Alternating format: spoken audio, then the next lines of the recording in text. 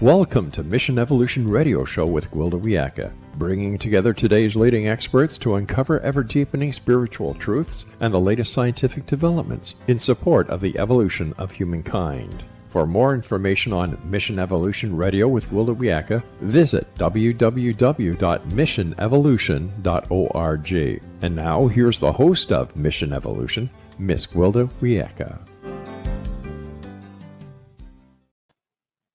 Most everyone has heard of near-death experiences. They're surrounded by much speculation and skepticism. But how about NEDs throughout history? When were they first reported? Did the ancients possess knowledge about them that remains hidden from us today?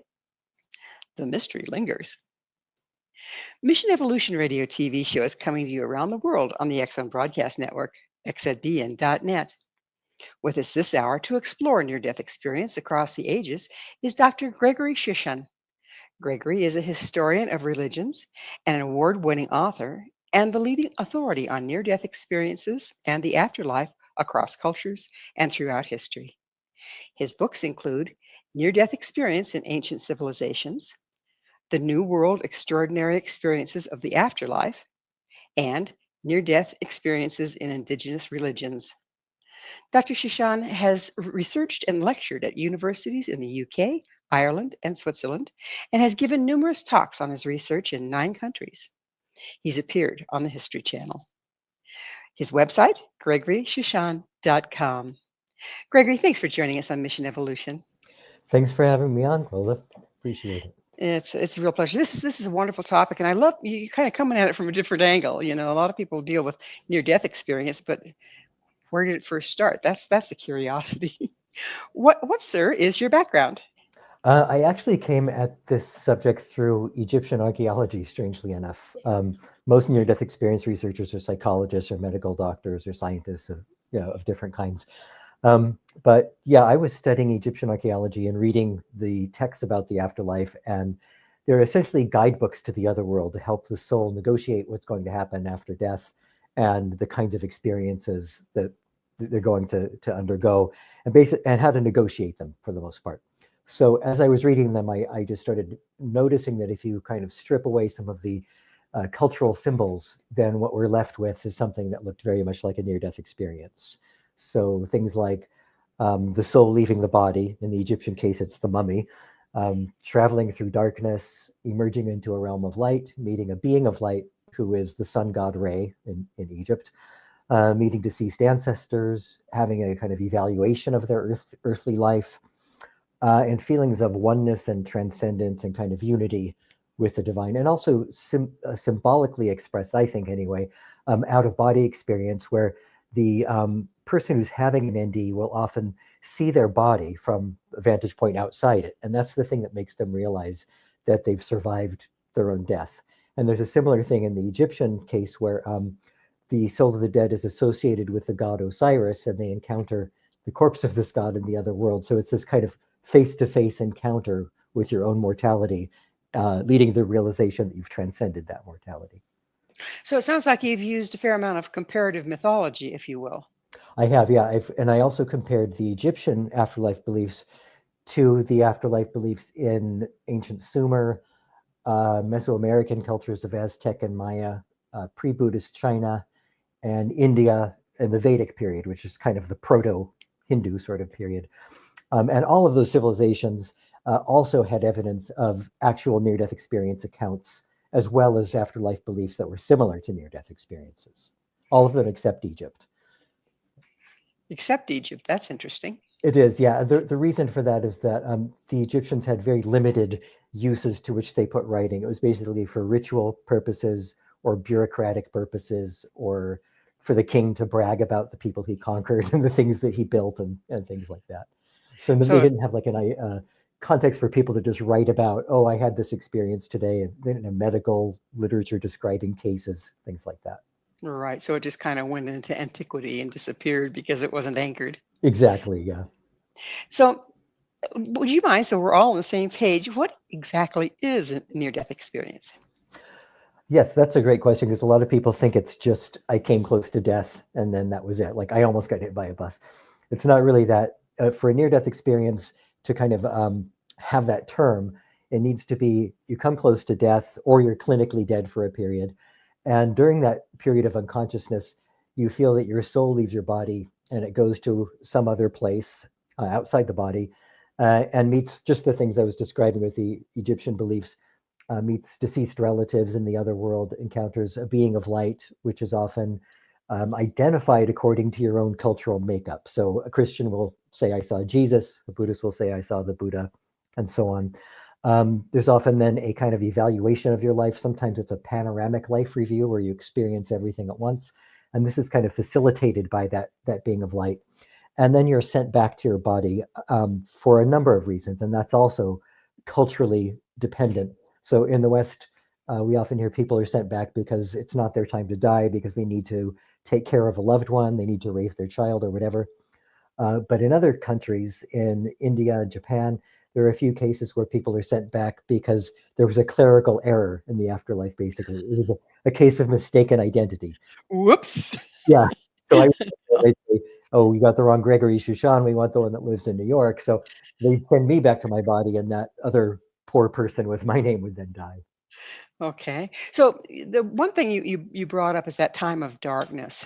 And I've been pretty fascinated, not from near death experience, but from psychopumping or helping the dead to cross, that different cultures view it different ways, but it has a lot in similar. It's similar in that um, it's like that life review, like in the Tibetan, it's the Bardo. In Catholicism, it can be purgatory. Mhm. What is that reviewing your life? And it seems like, what I've seen is sometimes that life review stops people and they stay on this plane rather than going ahead and finishing crossing.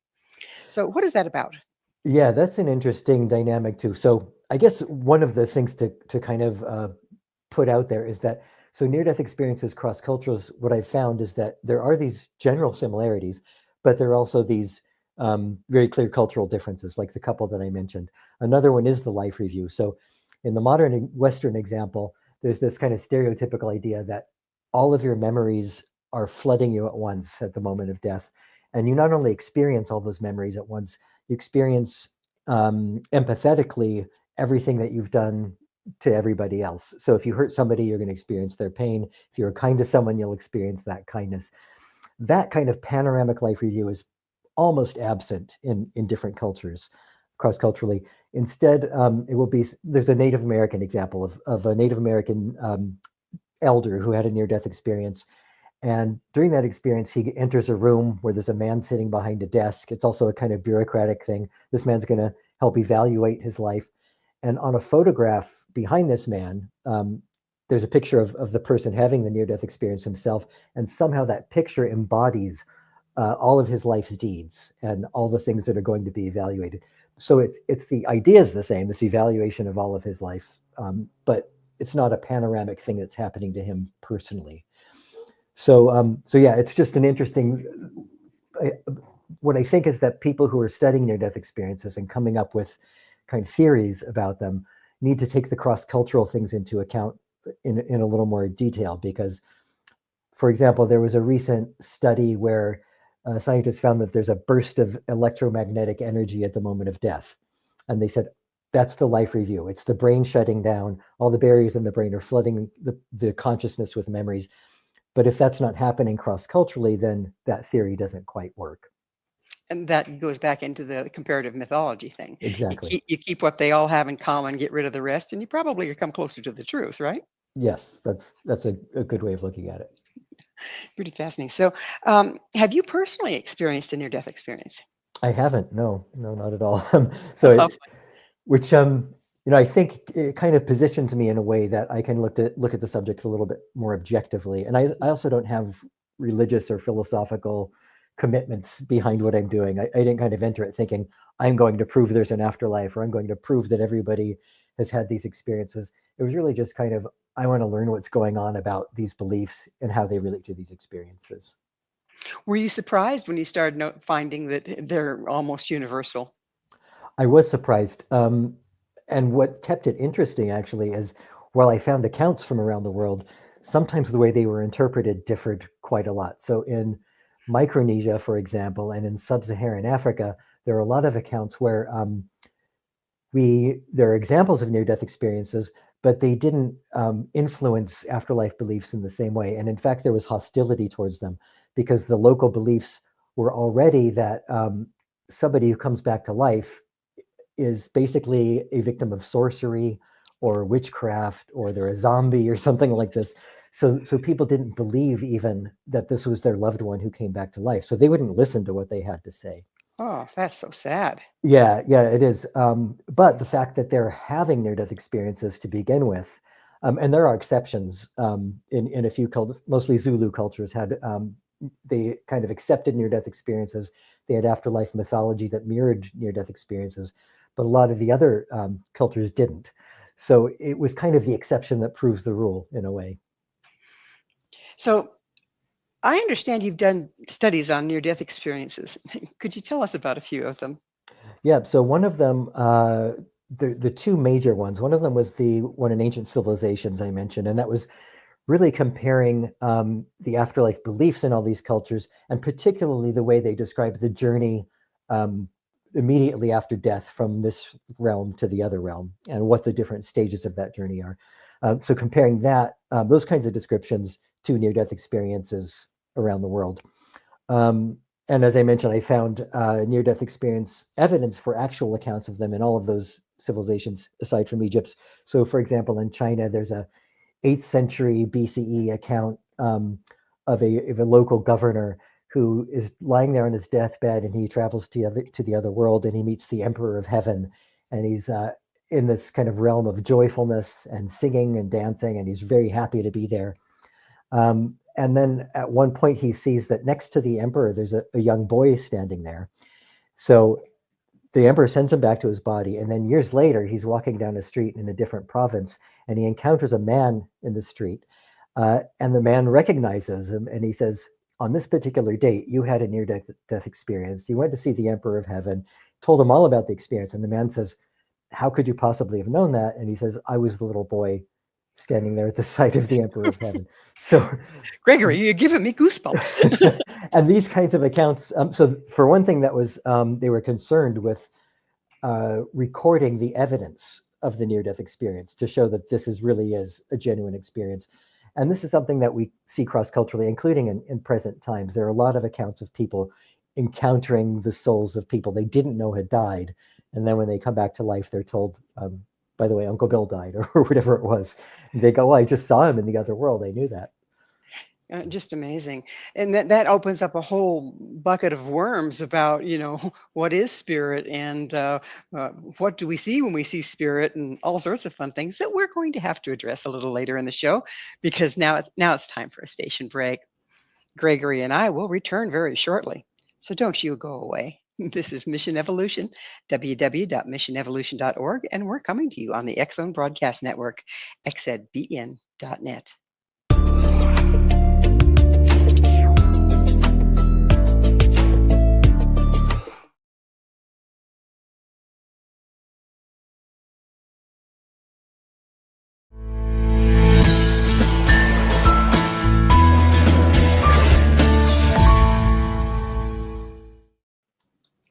Can you die and live to tell about it?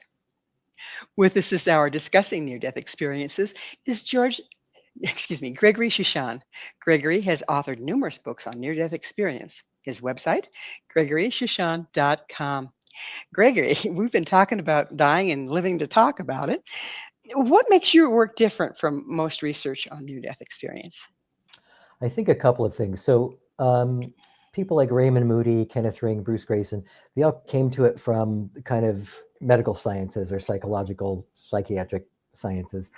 And so they were more interested in the accounts that they were getting through their patients in the kind of Western contemporary world.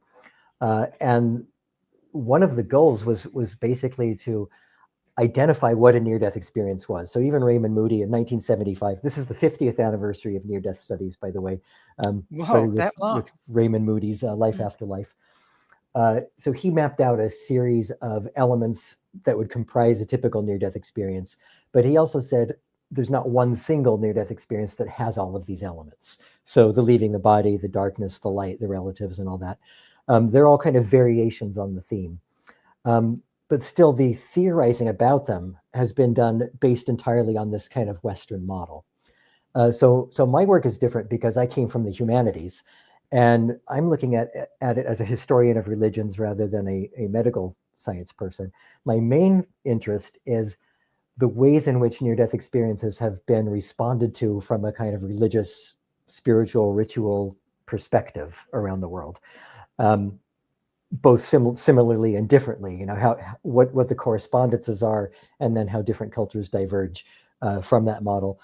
So I'm less interested in, whether they're evidence for an afterlife, but I do think it impacts that conversation because, if there are differences around the world, scientists who are saying, oh, near-death experiences are only a product of the dying brain. It's this materialist process where the brain is just shutting down, and lack of oxygen or too much oxygen or whatever it is causing these special effects. But if the special effects are different in different cultures, then that kind of challenges that scenario, basically. Right. Oh, the almighty brain has to be controlling the whole thing, right? Exactly. Yeah. And not to mention the fact that some of the, anecdotal evidential stuff, like people who can see and hear what's going on in the operating room or at the accident site, and then they come back to their body and they describe it accurately. Obviously, those are considered anecdotal in science because they can't be replicated. There's no ethical way to kind of test these kind of things. But the fact that they're also being reported throughout history, hundreds and thousands of years ago, I think kind of is also a thing that scientists have to grapple with, rather than just saying these are just invented accounts. These are just made up modern Western New Age phenomenon or whatever else, however else they want to write them off. I had a gentleman on the show, and his book was Physicians' Untold Stories. And there was a lot of near-death experience in that as well. And I know what you're talking about, where the person will be looking back down on their body and be able to account, their body's flatlined, they're under anesthesia, whatever, and they can tell you exactly what was said and exactly what was done. That kind of gets rid of the theory of oxygen deprivation, doesn't it? Yeah. And, some of them, the famous case of Pam Reynolds, for example, anyone can look that up. It's would be all over the internet, but her body was drained of blood and her body temperature was lowered. I mean, she was literally clinically dead. And she supposedly had these kinds of observations during that period. And she had perfect pitch. So she was able to identify the note made by the bone saw that was drilling into her head, or the B flat minor or whatever it is. That level of detail was kind of missing from the cross-cultural accounts. And part of the reason for that is, we can't really determine whether these past people were clinically dead or not, or how close to death they were. Right. I think in a lot of cultures, if someone was unconscious and they couldn't feel a pulse or didn't feel breath, they would just assume that they were dead.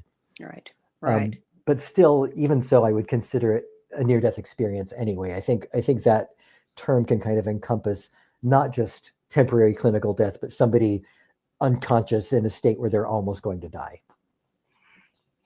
So, how do near-death experiences differ from actual death? There's a fine line there. How do they differ? Yeah, I mean, I guess in some cases, like the Pam Reynolds case or some of the cardiac arrest cases, the people literally are clinically dead for a certain time. Whether that means we just scientists need to extend their definition of what clinical death means, or that they haven't been able to identify, what it is that's keeping the body alive when it seems to be dead by all of their measurements, or whether it really did die and come back to life. I don't know about that. It's really beyond my kind of capacity and knowledge to be able to say. But from the cross-cultural and ancient accounts, I mean, I do think that people would be able to generally tell if somebody was dead. Holding a mirror under the nose, picking them with a pin to see if there's a reaction. There are quite a few ways that people could tell. But it is complicated because, just to give a couple of examples, there was a 19th century Swiss study about near-death experiences of people who fall from a great height, Mm-hmm. from falls. And what the study found was that even if somebody didn't actually come near death, other than the fact that falling could end up killing them, they would still have a near-death experience. So they would land and maybe only have a broken arm, and they wouldn't even have gone unconscious. But during the transition, during the fall, they would have a full-blown NDE, including like the life review and everything else. So, and there are also cases of people who will just be sitting around working at their desk, and suddenly they find themselves out of their body, having a total near-death experience, but their body was not compromised in any way. So they can happen in situations that are not near death, as well as in shamanic practices, as you know. And some of those practices are brought about cross-culturally by different methods of chanting and dancing and drug use, specifically in order to replicate a near-death experience. So I found this in Native American societies in Polynesia and other places, that basically because near-death experiences, they often result in a positive transformation on the individual, and they attain positive new knowledge about the afterlife, which they then transmit to the community. So the shamanic idea is that we're going to go there in a safe way and get those benefits without actually having to die. Well, I know just about every shamanic culture has initiations for your shaman, and they involve these horrific, being buried up to the neck Yeah. in the sand and left overnight, things that could actually end up in a person's death. Mhm. Are those also designed to instigate a near death experience to shift a person's perspective? I think they often are, yeah. In some cases, I found descriptions, and these are by the way, verbatim accounts from indigenous people to either explorers or missionaries or anthropologists. I tried to look at these cultures at times before Christianity or Islam were main influences on them, because I wanted to get to the real indigenous beliefs. And so they would say, we club ourselves to death in order to have these experiences. So obviously what they meant was near death, unconscious, but they were kind of doing it with the intention of having those kinds of experiences. So it's done in this ritual sort of way, but I think the intention is a big thing, especially alongside the kind of lack of consciousness. There are also examples of people who would cut off their circulation in order to pass out, again, deliberately, in order to have those kinds of experiences. And I think in some cases, maybe they really they were actually near death or even temporarily dead for a period of time. They just did it in a more controlled way that was less of a risk of them permanently dying. So there's this other approach, and that is, well, we use it when we're doing remote viewing. People that are trained to do remote viewing use this. So it's leaving your body, but it's controlled, it's intentional, and your body is in no way threatened. Mhm. Where does that fit in here?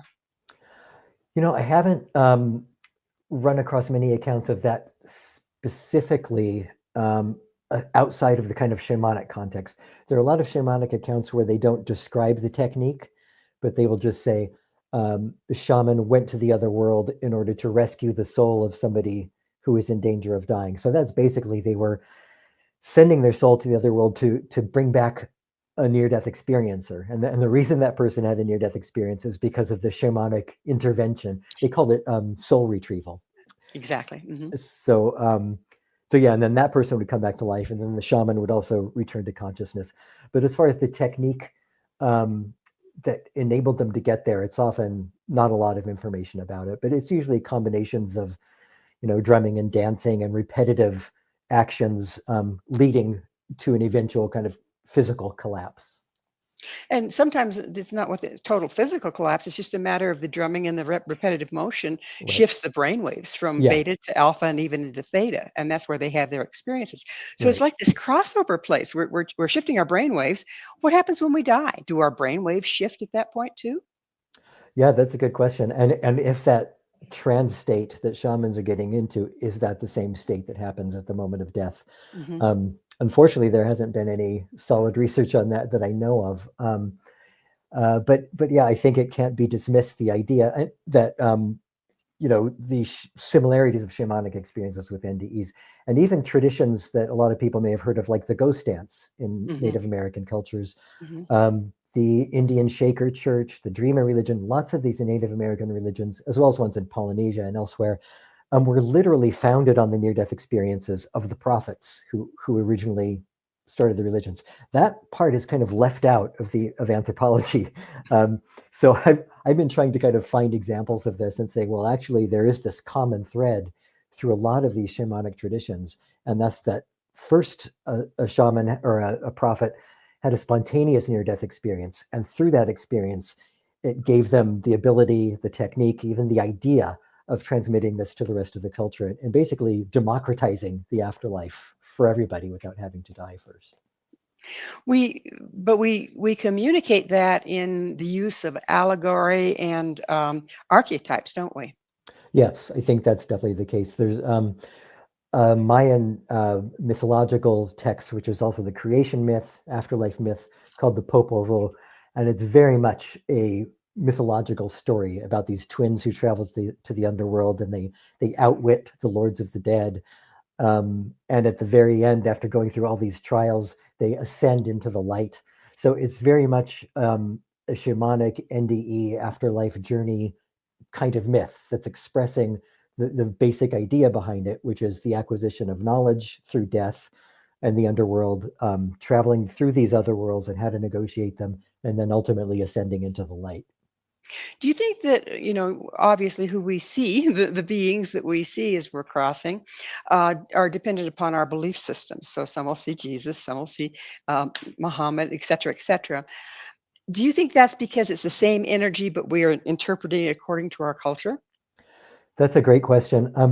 I do tend to think that the alternative is that, all of these religious figures literally exist everywhere, and that you just happen to see the one that you believe in. I find a little more difficult to believe. I think whatever that being of light is probably is the same manifestation or whatever you want to call it for everybody, but we're kind of projecting our cultural symbols onto it and our beliefs in ways that will help us to understand and relate and accept what's happening to us. Well, it's that time again. We're going to have to take another station break. Gregory and I will be right back to continue this discussion. So please, you stay right there. This is Mission Evolution, www.missionevolution.org.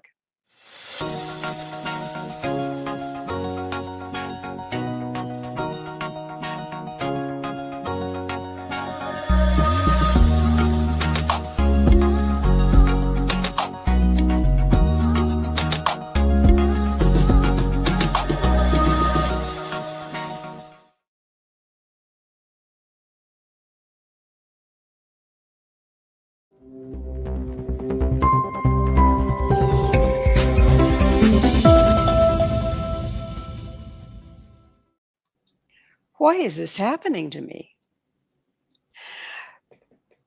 This is Mission Evolution, missionevolution.org. With us discussing near-death experiences across the ages and cultures is Gregory Shushan. His website, gregoryshushan.com. Gregory, I have to say that if you're having a near-death experience, I'll bet you wonder, why is this happening to me? Given the results of your studies, what kind of, what does a person, what's the purpose? Why? What's the purpose behind near-death experiences? Wow, that's a huge question. I mean, if you look at it from the shamanic perspective and from the perspective of the people who are having these experiences cross-culturally, the indigenous people, it's and modern people, it's a glimpse of the afterlife. It's a way of accessing the other world and then coming back and teaching people about what it's like there, teaching people we don't die. This is just a temporary reality that you're living in. You're a soul having a human experience. You're not, a human who's going to just die at the end. You're going to live on.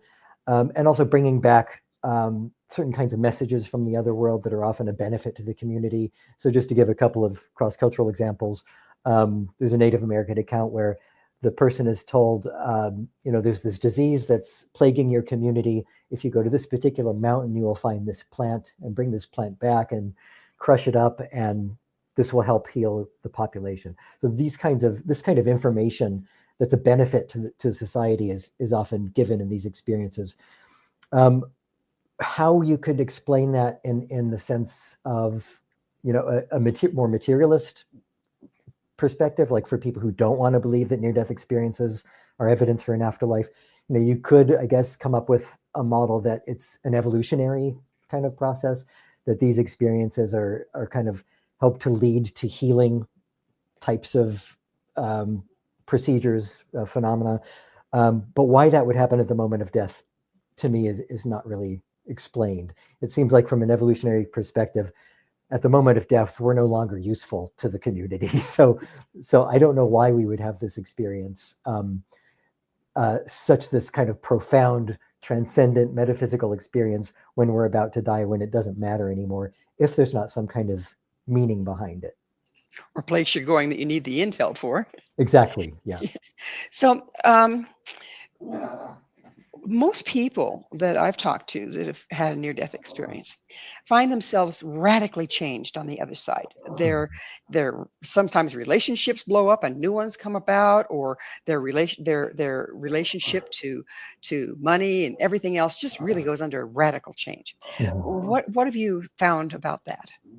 Yeah, I think that's true. There's people generally become less materialistic, more charitable, just kinder people often. Some people become kind of depressed that they had to come back, that they enjoyed it so much in the other world, that they're unhappy that they had to come back. There's a great example from 19th century Hawaii of a indigenous woman who had an NDE, and she was so happy in the other world, and she actually refused to leave. And the spirits eventually said, no, you really need to go back. And all of these kind of loving, happy people who initially greeted her actually chased her back to her body. And even then she said, I don't want to get back in that cold, dead thing. That's not even me. And they pushed her through her big toe, the text says, back into the body. Right through the heart meridian, right? I guess so. So yeah, there's this, there's definitely the transformational effects of near-death experiences are seen cross-culturally, as well as the idea that it's this wonderful place that we can look forward to going to, rather than a place that we should fear. And that's another point. How do people's attitude towards dying change? I know it's kind of universal that we're afraid of dying to the point that we just don't even think about it. What does that change on the other side of a near-death experience? It does, yeah. That's one of the most common after effects of near-death experiences, is that people are no longer afraid of death. But also I would question if people really are as afraid of death as we are in the Western world, cross-culturally. And I'm just thinking, again, going back to some of the sub-Saharan African examples, the whole kind of complex of the reasons why near-death experiences weren't accepted into society. I mentioned the thing about corpses coming back to life, but there was also just an acceptance of death that we just don't have. For example, elder people would just kind of wander off into the forest when they thought it was their time to die, and they would just lie down and wait to die. And missionaries would come upon them and say, actually, we can save you. All you need is some penicillin or whatever it is. And they would say, no, leave me alone. It's my time to die. So that kind of acceptance, I think, is culturally unheard of in the West. I know a lot of individuals reach that stage. But even then, a lot of their family members think, wow, she's just giving up. This is terrible. But really, it's a healthy kind of attitude for people to have, I think, to have a kind of radical acceptance when that time really comes.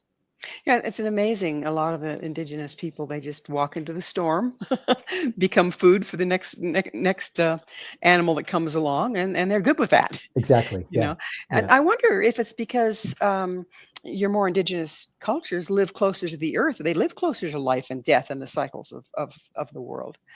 Yeah. Have I you think looked that's into true. that at all? Yeah. Not specifically, but they rather than a remote afterlife in another world, they often believe that the ancestors live in the local community, like in the local forest and things like that, which is, again, one of the reasons why some of them don't like the near-death experience, because they think that maybe those ancestors are up to no good and they've possessed that body and brought him back to life. But just generally the idea that it's more of a community-based thing rather than an individual thing. Near-death experiences are very individual in the West. It's kind of all about me. What's going to happen to me when I come back? I have to look after my children or my loved one. Whereas in some of these other societies, it's more about how is this going to benefit my community. So it's more of a kind of less personalized, less individual thing, and more of a community thing. Another thing to look at is I've heard reports of how after a near-death experience, some people are just kind of walking between worlds and they have access to information from the other side from there forward. Have you seen or found any of that? No, not specifically, but I think again that would tie into the status of a shaman. That shamans would be seen in that light because they do have that kind of access, and maybe they even their consciousness is kind of maybe is between worlds. There was an interesting case in Australia, the Australian Aboriginal people. That was one exception where I didn't find any examples of near-death experiences, and when I didn't find them, I just looked more and more and more to the point where I practically exhausted all the literature. And then I finally realized that the reason for that was it's not that they weren't having NDEs, but they were seeing them and describing them as shamanic accounts. So the person who had the NDE was a shaman by virtue of having had that experience. So they were already kind of seen in this elevated level. They had a certain kind of status that the other people didn't have, and a certain, I think, consciousness that everyone else didn't have. So the important thing was their access to the other world. It wasn't that they died and came back to life. So that part was just kind of left out. And it was just assumed that you do that in order to gain the knowledge and the status. Right. And it was seen as initiation as well, as you mentioned earlier. Now that makes sense, doesn't it? Yeah. Yeah. So tell us about the NEDs in Indigenous religions. And so the African examples and Native American examples, those are all the indigenous religions, and the Australian as well.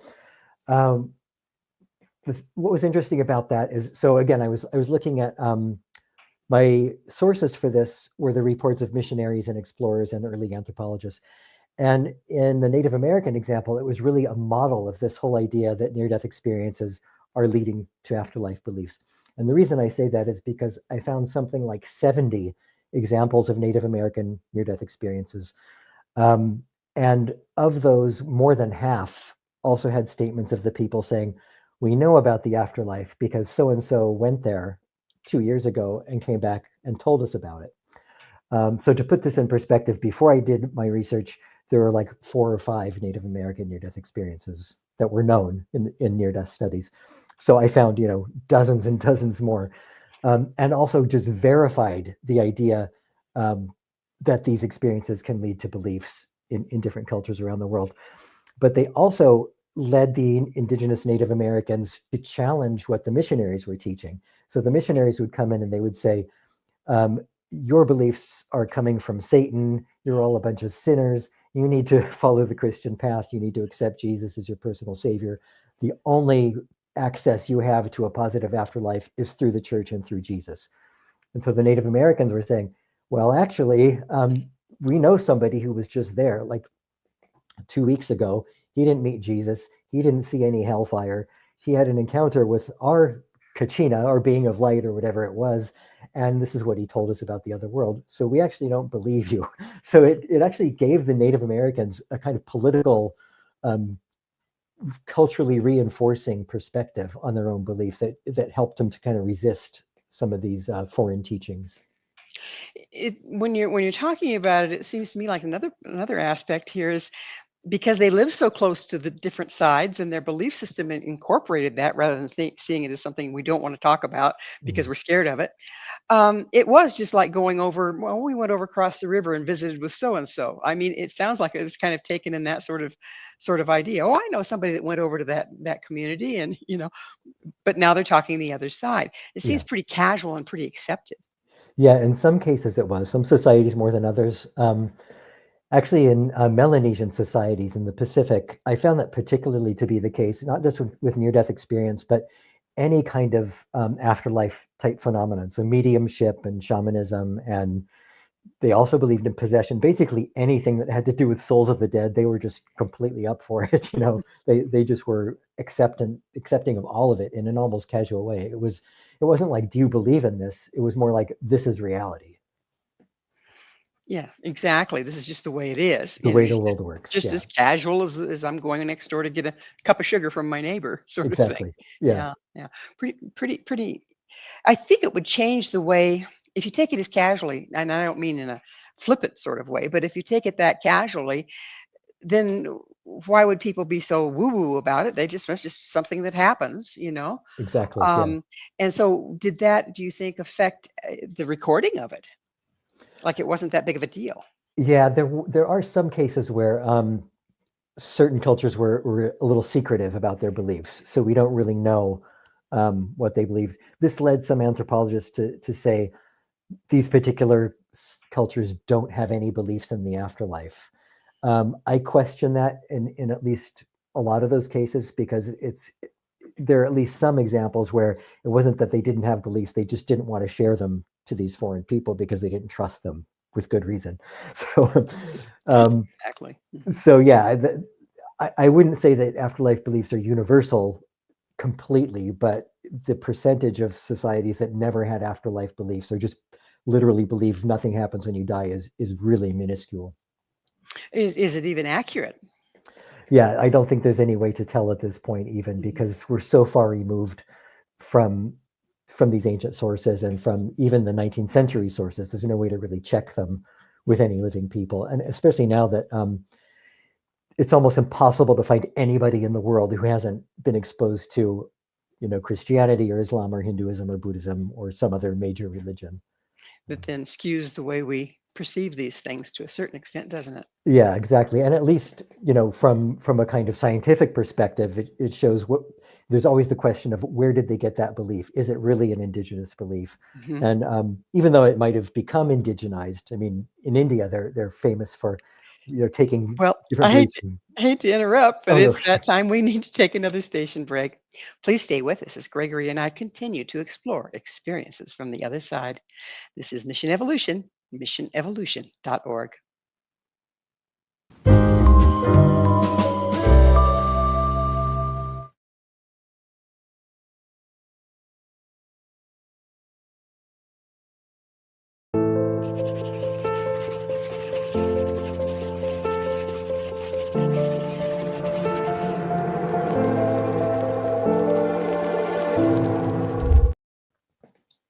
Are all near death experiences created equal? This is Mission Evolution, missionevolution.org. We're continuing our discussion with Gregory Shushan. His website, gregoryshushan.com. Gregory, with all you've unearthed, if you will, a lot of near-death experiences, and we've been talking about some of the things they have in common. Are they all pretty much the same, or are there some real different ones? there are some pretty different ones. I mean, the way I've come to look at them is that they are all different. They're all very different in numerous ways, but they share this kind of core of thematic similarities. These things of, leaving the body, going to the other world, the darkness, the light, the deceased relatives, the being of light, being told to return. In a general way, those kind of elements are pretty common and typical across cultures. But then the ways in which we actually experience them, I think, are different. Um, so again, the idea that some people see the being of light as the Buddha, and some people see him as Muhammad, or whatever, and even the return to the body I mentioned. Some people, they say, I was sent back because I have to fulfill something in my life. I have to look after my son. Other people, it's a case of mistaken identity. So these are pretty fundamental differences, but at the same time, it's a similarity because they're being sent back to the body. It's just the reason's different. Another really great example is traveling through darkness, which you would think would be like one of the most universal things, the tunnel experience. But even that, there's some Polynesian examples where they actually describe walking along a path to the other world. And they will say, I looked down and I could see the footprints of all of the spirits who had traveled to the Mhm. other world before me. And there's one example where a woman saw she's walking down the spirit path to the other village during her NDE, and she sees another spirit walking back in the other direction, and he's somebody who had just had his NDE and he's on his way back to his body. So Fascinating. the means of getting to the other world is different, but the idea of transitioning from this world to the other is the same. Pretty similar. Yeah. The other question I have is, um, does the reason of death shift the NED? So, say for instance, you die in a car accident versus you die under anesthesia. No, it doesn't seem to really have any effect. The only example I can think of that does would be when people think that they're dying. I mentioned earlier people who fall off a cliff and will only break an arm, but they weren't really actually temporarily dead. And it's the same with people who are drowning. The kind of big life reviews are more prominent in those kinds of NDEs. And that's often the main thing that they consist of, is maybe a brief out-of-body experience, a full-on panoramic life review, and then they're back in the body. I think that's the only correlation between a type of an experience and the mode of death that I can think of. Well, you spoke of the shamanic spiritual illness of soul loss. Mhm. Are there any accounts that you found where a person doesn't make it all the way back? Um, I don't think there are any. And I think if it's from the perspective of the near-death experiencer, obviously they wouldn't be a near-death experiencer if they hadn't come back. But I don't think it would be in the shaman's or the culture's best interest to admit to a failure like that. Like, our shaman tried to bring this person back and it didn't work. Yeah, and So just didn't work out. Sorry. yeah, I don't think there are any examples like that.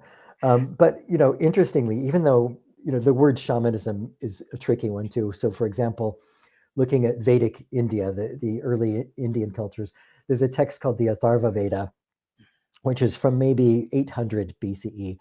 And that text describes kind of magical practices for soul retrieval. And in that text, it describes what the person who's almost dead or is in danger of dying is experiencing. So it shows they knew all about near-death experiences and that they had this kind of magical technology for helping to bring people back from the dead. It almost sounds like, that when a person comes back so changed, they're more altruistic, they're more balanced in a lot of ways. It's almost like it's a soul retrieval in reverse. We fragment off from part of ourselves throughout life. It's almost like they come back with more of themselves, isn't it? Yeah, almost like there was some integration that went on Hmm. while they were detached from their body, which seems counterintuitive because you would think that that's not integrative, but maybe it's the reintegration with the body that brings it about. Right, right. We're accessing different realms and the parts of us that reside there. Pretty interesting. Um, do you have studies? Have these studies changed your personal relationship with death?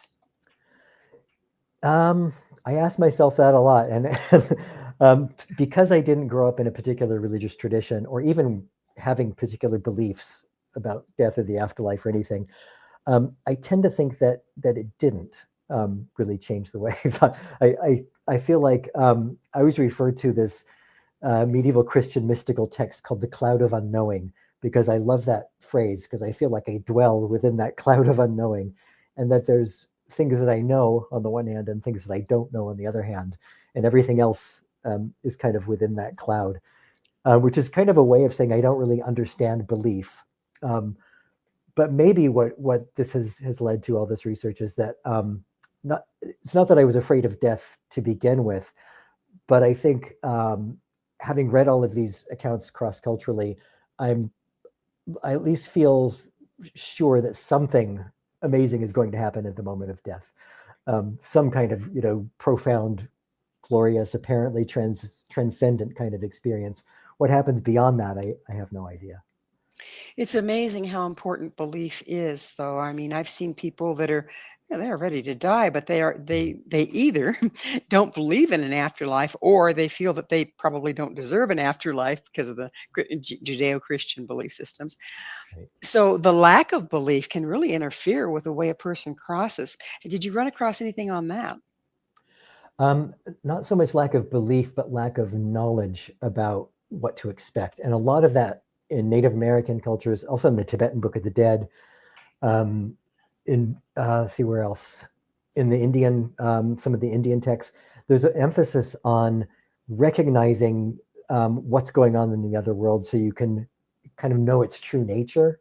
And oftentimes it's that is an illusory kind of thing. So like that river that you're about to cross is basically a boundary that's created by your own mind, by your psychology. And so the texts are kind of telling you how to transcend or negotiate these barriers so you can continue in the other world, in the journey, and have a more positive ultimate experience. Well, they have metaphors, don't they, for that whole Yeah. thing? I know there's the Tibetan land of the dead, and to get to the Tibetan land of the dead, you have to cross a river. Right. It's a journey. It's a journey, Yeah. and it's almost like a little guidepost for people that are dying, isn't it?